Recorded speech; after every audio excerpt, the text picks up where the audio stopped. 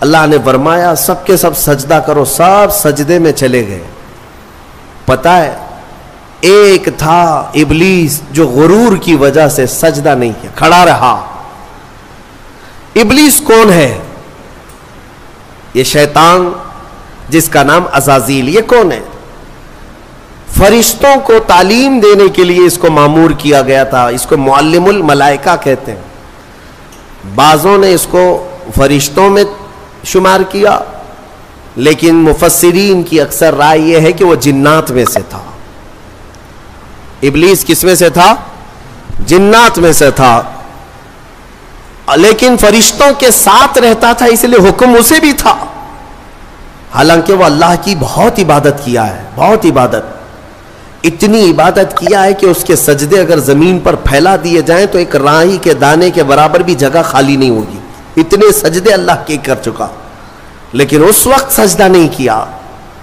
تو رب تعالیٰ نے سوال فرمایا، قال ما منعک الا تسجد اذ امرتک، تو سجدہ کیوں نہیں کیا جبکہ میں نے تجھے حکم دیا تھا؟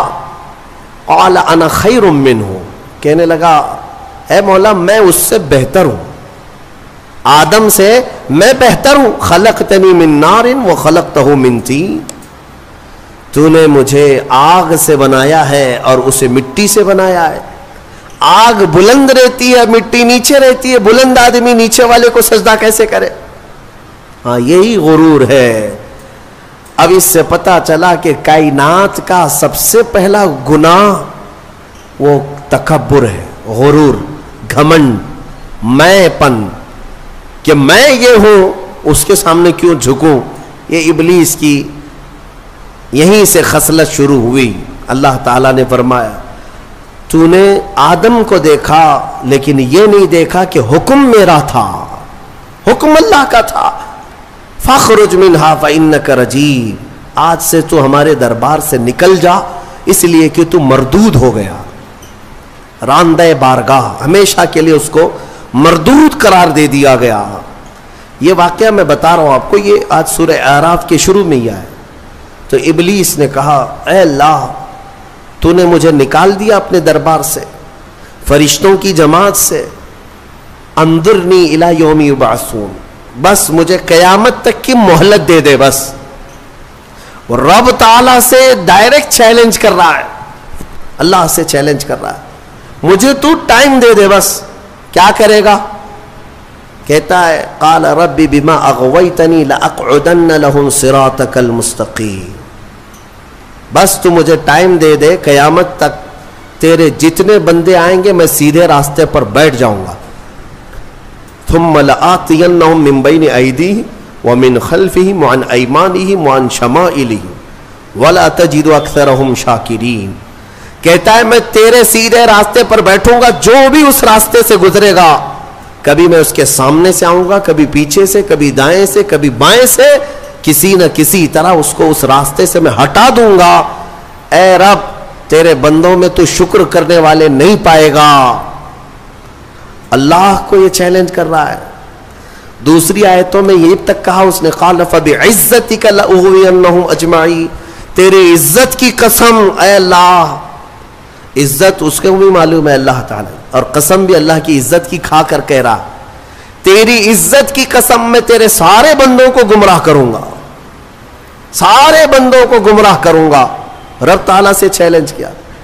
رب نے فرمایا قال انک من المنظرین، جا تجھے ٹائم دیا جاتا ہے، مہلت ہے تجھے، جتنا ٹائم چاہیے پورا لے لے. ٹائم ہی نہیں طاقت بھی دے دی گئی، قوت بھی دے دی گئی. دنیا میں جتنی تیزی سے ایک جگہ سے دوسری جگہ جانا ہے سب تجھے دے دیا گیا، جا بہکا لے. کتنوں کو بہکاتا ہے؟ ان عبادی لیس لک علیہم سلطان. اللہ فرماتا ہے تو پوری کوشش کر لے، میرے کچھ بندے ایسے ہوں گے جن پر تیرا داؤ نہیں چلے گا، نہیں چلے گا، تیرا داؤ نہیں چلے گا. رب تعالیٰ نے بھی فرمایا تو پوری کوشش کر لے لیکن تیرا داؤ میرے کچھ بندوں پر نہیں چلے گا. وہ کون سے بندے ہیں؟ ان بندوں کے بارے میں ابلیس بھی مان گیا، شیطان بھی مانا، کہنے لگا ہاں ہاں ہے تیرے کچھ بندے. وہ کون ہے؟ इल्ला इबादक मिनहुमुल मुखलसीन, ये वो बंदे, हाँ मौला तेरे कुछ बंदे ऐसे होंगे जिन पर मेरा दाव नहीं चलेगा। वो कौन है? वो बंदों की जमात को मुखलिसीन की जमात कहा जाता है कि वो अगर इबादत करते हैं तो ना इधर देखते ना उधर देखते हैं, वो खालिस तेरी रजा के लिए करते हैं। तो जो लोग दुनिया में सिर्फ और सिर्फ अल्लाह की रजा के लिए नेक काम करते हैं, यकीन के साथ मैं कहता हूं उन पर शैतान का दाव भी नहीं चलेगा। शैतान उन लोगों को नहीं गुमराह करेगा। मुखलिसीन की जमात, मुखलिसीन कौन है मेरे अजीजों? दिखावे के लिए करने वाले मुखलिसीन नहीं, अपने रब की रजा के लिए। यहां पर एक रिवायत मिलती है, कयामत के दिन जन्नतियों का जब इंसाफ हो जाएगा ना, पूरे जन्नती एक तरफ होंगे, उन जन्नतियों में भी 3 कैटेगरी हैं, जन्नतियों में भी 3 जमातें। एक जमात अल्लाह ने उनसे फरमाया क्या बंदो तुम्हारी बख्शिश हो गई, तुम्हारे लिए जन्नत का परवाना मिला, तुम जन्नत जा रहे हो, ये बताओ तुम जन्नती अमल क्यों करते थे दुनिया में, तुम नेक काम क्यों करते थे? आज जन्नत तुम्हारे लिए हो गई ना, पास हो गए। पास होने के बाद पूछा जा रहा है, तो वो जमात कहती है मौला हमें तेरी दोज़ख से बहुत डर लगता था, बहुत डर लगता था, उसके होलनाक अज़ाबा, और तेरी दोज़ख से डर करके हम नेक काम करते थे। अल्लाह फरमाता है ठीक है मैं तुमसे राजी हो गया, तुम जन्नत में जाओ। दूसरी जमात, उनसे पूछा जाएगा तुम क्यों करते थे? ये सेकंड कैटेगरी है जन्नतियों की। तुम क्यों नेक काम करते थे, तुम भी पास हो गए। वो कहेंगे मौला कुरान में और हदीस में तेरे रसूल से हमने जन्नत की इतनी नियामतों का जिक्र सुना था, वहां के महल्लात, वहां की खुशबुएं, वहां की हूरें, वहां के गिलमान, तो शौक था कि जन्नत में जाएं, इसलिए नेक काम करते थे।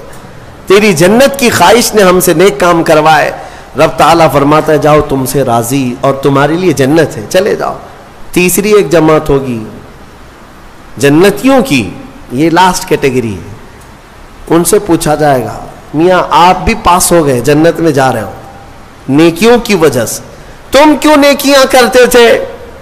वो कहेंगे कि मौला हम न जन्नत के लिए करते थे न दोज़ख के लिए, हम तो खालिस तेरी रजा के लिए करते थे, तू राजी हो जा, बस हमारा मकसद इतना था। तो रब ताला फरमाएगा जाओ मैं तुमसे राजी हो गया और जन्नत में जाओ। वो जमात खड़ी हो जाएगी, नहीं नहीं नहीं जन्नत में नहीं जाना है, अगर जन्नत में जाएंगे तो फिर बदला हो जाएगा, मुआवजे के तौर पर हो जाएगा। फिर हमको अंदर जाने के बाद दूसरे लोग ताना मारेंगे तुम भी जन्नत के लिए करते थे, वहां बोले कुछ और हो, हम नहीं जाएंगे जन्नत में। रब ताला फिर दोबारा फरमाएगा क्या है मोमिनो मैं तुम सबसे राजी हूं, तुम मेरी रजा के लिए कर रहे थे, मैं राजी हुआ, जाओ जन्नत में।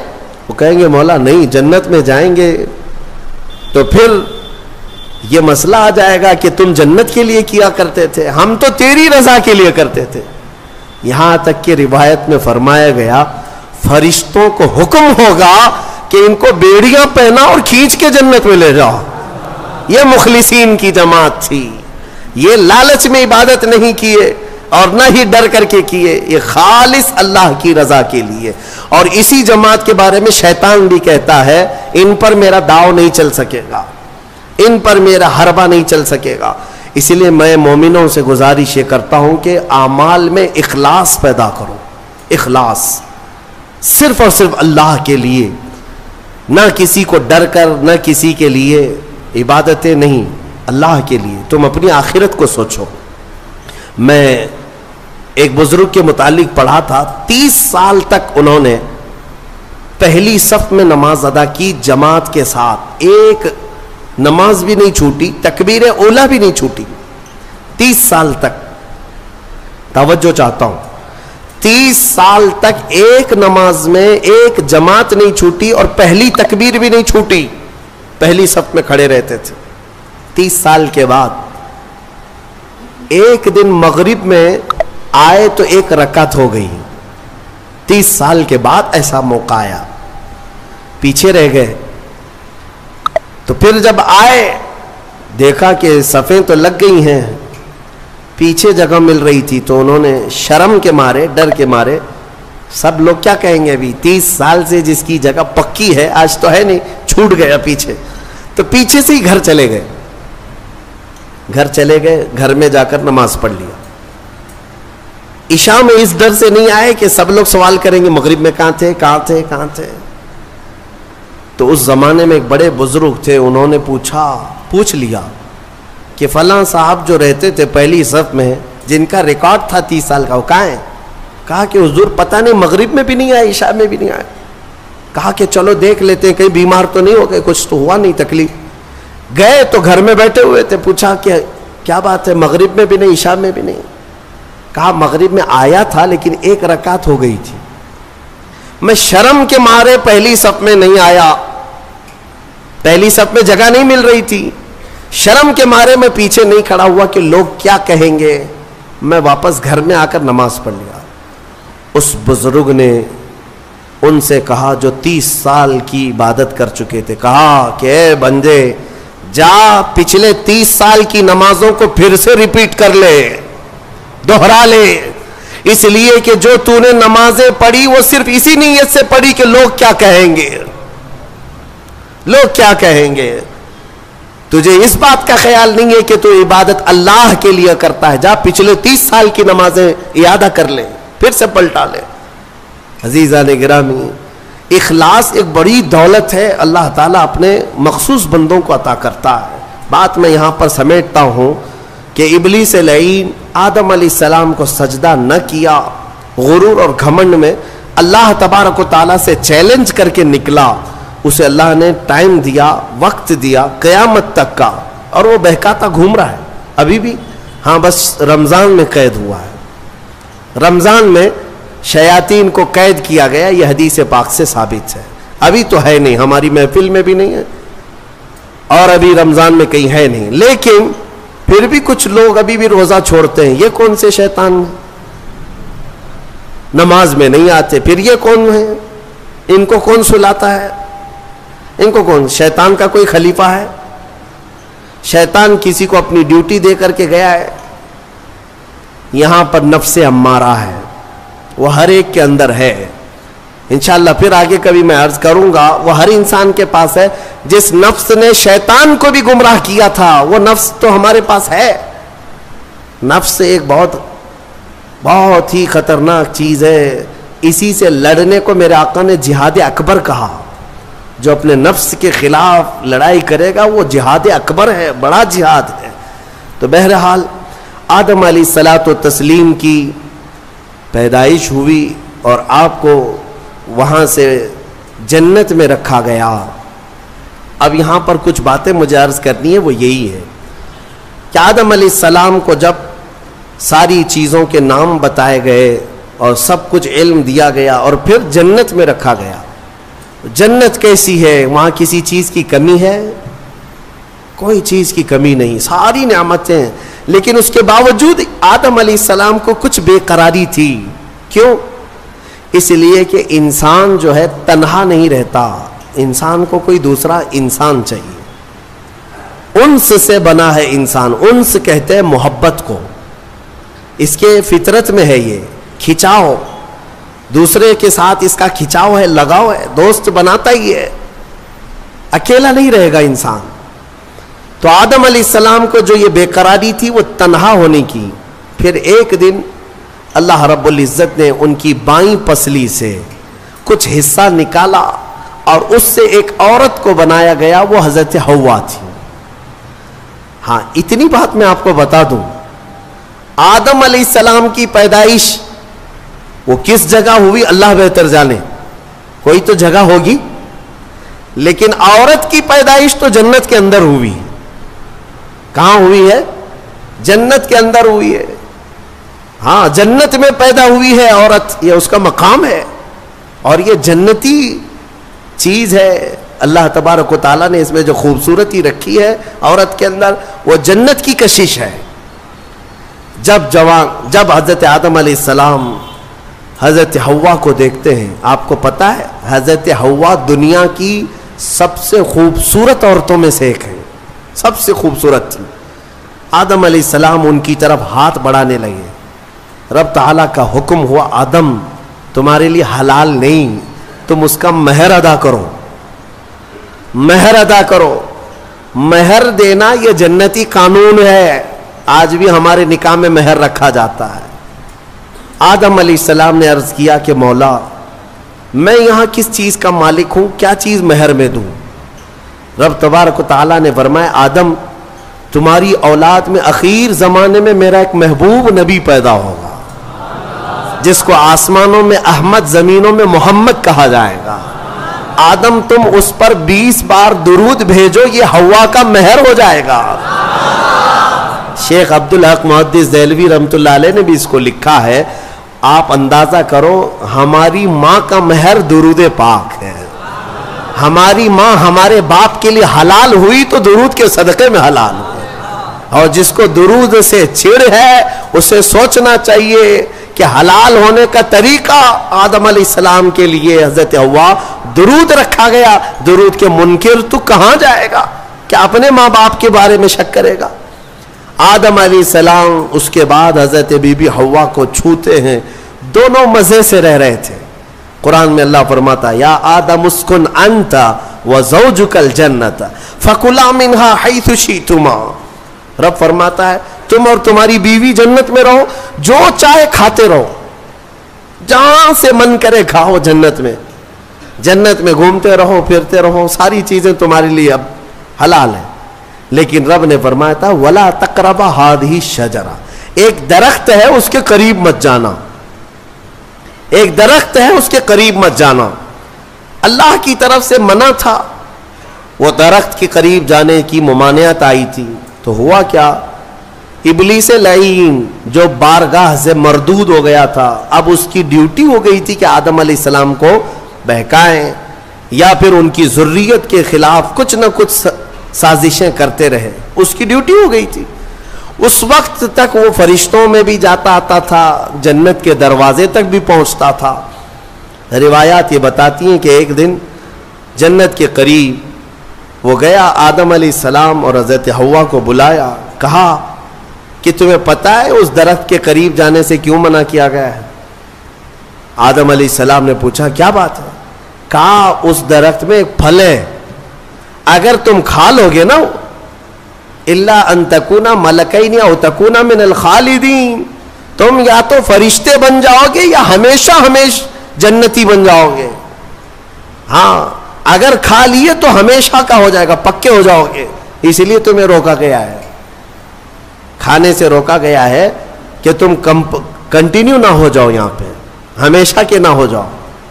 آدم علیہ السلام اس کی باتوں میں نہیں آئے, لیکن اندر آنے کے بعد حضرت حوا بار بار کہنے لگیں آدم علیہ السلام سے کہ ایک بار پھل کھا کے تو دیکھتے ہیں, کھا کر کے تو دیکھتے ہیں. حضرت آدم علیہ السلام نے منع کیا. رب تبارک و تعالیٰ نے قریب جانے سے منع کیا ہے, وَلَا تَقْرَبَ هَذِهِ الشَّجَرَةَ. اب یہاں پر شیطان نے ایک لاجک سکھائی, منطق. ہاں قریب جانے سے منع کیا نا, درخت کا پھل کھانے سے تھوڑی نا منع کیا. تو حضرت بی بی حوا نے پھل توڑ کر کے آدم علیہ السلام کو بھی پیش کیا, خود بھی کھائی. جیسے ہی ان دونوں نے کھائے, قرآن میں اللہ فرماتا ہے دونوں کے کپڑے اتر گئے, لباس اتار لیا گیا, پورا کا پورا لباس اتار لیا گیا. جنت کے کچھ درختوں کے پتوں سے انہوں نے اپنا جسم چھپایا. پھر فوراً حکم آیا اللہ کا, قال اہبطوا, اتر جاؤ تم سب کے سب, تم سب اتر جاؤ جنت سے, زمین پر جاؤ. اس لیے کہ اللہ تعالیٰ نے جس چیز سے روکا تھا تم نے وہ کھا لیا. آدم علیہ السلام کو بھی اتارا گیا, بی بی حوا کو بھی اتارا گیا. جنت میں اور جنہوں نے ان کا تعاون کیا تھا سب کو اتارا گیا, زمین پر بھیج دیا گیا. اور پھر الگ الگ آدم علیہ السلام کو سرندیپ پہاڑ پر جو سری لنکا میں ہے آج, حضرت حوا کو جدہ میں سعودی عرب میں, اتنا لمبا فاصلہ, اور پوری بھری دنیا میں دو ہی لوگ ہیں اور ایک ادھر ایک ادھر. رب تبارک و تعالیٰ نے اتارا اور پھر یہ فرمایا ایک مدت تک تم کو زمین میں ٹھہرنا ہے اور پھر میری طرف لوٹ کر کے آنا ہے. آدم علیہ السلام اس بات پر روتے رہے, بہت روئے, تقریباً 350 سال روئے. سب سے زیادہ رونے والوں میں آدم علیہ السلام کا نام آتا ہے. پھر ایک دن ایسا ہوا کہ آدم علیہ السلام نے اللہ تعالیٰ کی بارگاہ میں یوں عرض کیا کہ جب میری آنکھ کھلی تھی, سب سے پہلے حضرت آدم علیہ السلام کی روح ڈالی گئی, آنکھ کھلی تھی, تو سب سے پہلے آدم علیہ السلام کی نظر جس چیز پہ پڑی تھی وہ لا الہ الا اللہ محمد الرسول اللہ. اللہ تعالیٰ نے اپنے نام کے ساتھ ایک اور نام رکھا تھا. آدم علیہ السلام نے اللہ کی بارگاہ میں یوں عرض کیا کہ مولا, جس کا نام تو اپنے نام کے ساتھ آسمانوں میں رکھا اس کے طفیل میری توبہ قبول فرما. فوراً رب تبارک و تعالیٰ نے جبرائیل امین کو بھیجا, جاؤ آدم کی توبہ قبول ہوئی, اس لیے کہ محبوب کا وسیلہ لیا گیا. ہاں, اسی لیے ہمارے امام بریلی کے تاجدار فرماتے ہیں وہ جہنم میں گیا جو ان سے مستغنی ہوا, ہے خلیل اللہ کو حاجت رسول اللہ کی, ہے خلیل اللہ کو حاجت رسول اللہ کی, عرش حق ہے مسند رفعت رسول اللہ کی, دیکھنی ہے حشر میں عزت رسول اللہ کی. یہ اتنا ہی نہیں میرے عزیزو, تمہیں کیا خبر, قیامت کے دن کے بارے میں بھی اعلیٰ حضرت فرماتے ہیں خلیل و نجی مسیح و صفی سبھی سے کہیں نہ بنی. قیامت کے دن یہ قوم کہاں جائے گی, سارے نبیوں کے پاس جائے گی, سب کیا کہیں گے, میرے علاوہ کسی اور کے پاس جاؤ. ہاں, حضور فرمائیں گے آؤ میں تمہاری شفاعت کے لیے ہوں. اس کو اعلیٰ حضرت فرماتے ہیں خلیل و نجی مسیح و صفی سبھی سے کہیں نہ بنی, یہ بے خبری کی خلق پھری کہاں سے کہاں تمہارے لیے. یا رسول اللہ, کہاں سے کہاں تمہارے لیے, دہن میں زباں تمہارے لیے, بدن میں ہے جان تمہارے لیے, ہم آئے یہاں تمہارے لیے, اٹھے بھی وہاں. الحمدللہ حضرت آدم علیہ السلام کی توبہ قبول ہوئی. اس کے بعد آپ کو حکم ہوا حج پہ جانے کا, آپ حج کے لیے آئے. کعبہ اس وقت موجود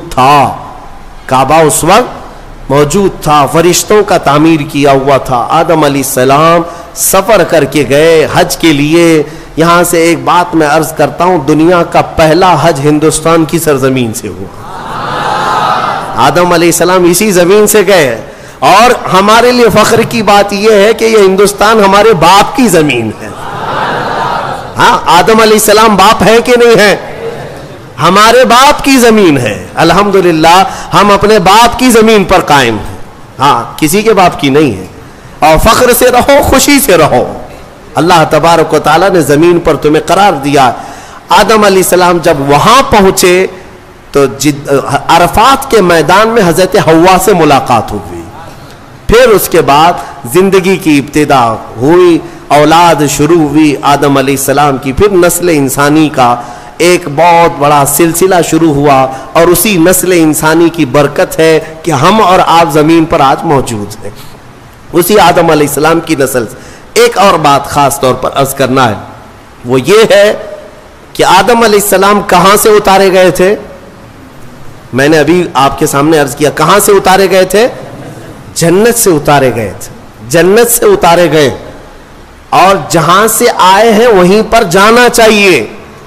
اسی لیے کہا گیا انسان کو کہ تیرا اصلی وطن جنت ہے. تیرا اصلی وطن کیا ہے, جنت ہے. بچہ جب ماں کے پیٹ سے پیدا ہو کر کے دنیا میں آتا ہے تو روتا آتا ہے نا, دیکھا ہے نا آپ نے, روتے ہوئے آتا ہے. کیوں روتے ہوئے آتا ہے؟ بزرگوں نے فرمایا, خود میرے مرشد گرامی حضور تاج الشریعہ رحمت اللہ تعالی تشریح فرماتے تھے کہ بچہ روتا ہوا اس لیے آتا ہے کہ اس کا اصلی وطن چھوٹ گیا. کون سا؟ جنت میں تھی. ہماری روحیں آنے سے پہلے کہاں تھی؟ جنت میں تھی. اصلی وطن جب بھی چھوٹتا ہے تو روتا ہوا آتا ہے. اور اسی لیے شاعر کہتا ہے, شاعر کیا کہتا ہے کہ یاد داری کے وقت زادن تو ہما خنداں بودند تو گریاں. اے انسان تجھے معلوم ہے جب تو پیدا ہوا تھا سب ہنس رہے تھے اور تو رو رہا تھا. ماں بھی ہنس رہی تھی, باپ بھی ہنس رہا تھا, خوشی میں سب پیڑے بانٹ رہے تھے, جلیبیاں بانٹ رہے تھے, سب خوش تھے کہ تو پیدا ہو. لیکن تم کیا کر رہے تھے؟ تم تو روتے ہوئے آئے تھے. چنا زی کے وقت مردنے تو ہما گریاں بودند تو خنداں. شاعر کہتا ہے اے انسان اب زندگی ایسی گزار کر جا کہ جب تیرے جانے کا وقت ہو تو سب رو رہے ہو اور تیرے لبوں پہ مسکراہٹ ہو. تو ہنستا ہوا جا. کون ہنستا ہوا جائے گا؟ جسے اپنے وطن پر جانے کا شوق ہو, اپنے اصلی وطن جانے کا جسے بھی شوق ہوگا, موت کے وقت اس کے لبوں پہ مسکراہٹ ہوگی. اور جسے جہنم جانے کا ہوگا خاک مسکرائے گا, خاک مسکرائے گا. وہ تو ملک الموت کی شکل دیکھ کر کے لال پیلا ہو چکا ہوگا. ہاں اسی لیے جنت کی خواہش بھی رکھو کہ میرا اصلی وطن ہے, اور کام بھی وہی کرو تاکہ مرنے کے وقت لال پیلی نہ ہو, لبوں پر مسکراہٹ ہو. اسی لیے بہتوں کو مرتے وقت مسکرانا یہ ہمارے اختیار میں نہیں ہے. ہاں تم چاہو گے تو مسکرا لیں گے. ابھی ہم بیٹھے ہیں, ہنسنے کے لیے بولوں گا تو پورا پھاڑ کر کے ہنسیں گے, ہو سکتا ہے ابھی اختیار ہے, لیکن موت کے بستر پر میاں کسی کے اختیار میں نہیں. ہنسنا اس وقت تمہارے کنٹرول میں نہیں. اس وقت تو نزع کا عالم ایسا کہ مکھی بھی بیٹھے تو پہاڑ کے برابر لگے. ہنس کہاں سکو گے؟ ہاں بس وہی ہنسے گا جو زندگی بھر جنت میں جانے کی تیاری کرتا تھا اور مولا اسے موت سے پہلے جنت دکھا رہا ہو اور وہ ہنس رہا ہو, بس وہی ہنسے گا. باقی کسی کے کنٹرول میں نہیں ہے. اسی لیے میں اسی پر گفتگو ختم کرتا ہوں. ہمارے باپ آدم علیہ السلام جنت سے آئے تھے اور پھر وہ واپس جنت میں ہی جائیں گے. آدم علیہ السلام بھی, نوح علیہ السلام بھی, موسیٰ و عیسیٰ بھی, ابراہیم و اسماعیل بھی علیہ السلام, اور خود میرے آقا و مولا سیدنا محمد الرسول اللہ صلی اللہ علیہ وسلم جنت ہی میں جائیں گے. تو ہم جن کی امت ہے, ہمارے لیے یہی فرض ہے کہ ہم بھی وہیں جائیں جہاں ہمارے رسول جائیں گے, اور جنت کے کام شروع کرو, نیکیاں کرو. اللہ تبارک و تعالی ہم سب کو اصلاح کی توفیق عطا فرمائے. مرنے سے پہلے مولا توبہ کی توفیق عطا فرمائے, جنتی اعمال کی توفیق عطا فرمائے. وآخر دعوانا الحمدللہ رب العالمین. السلام علیکم.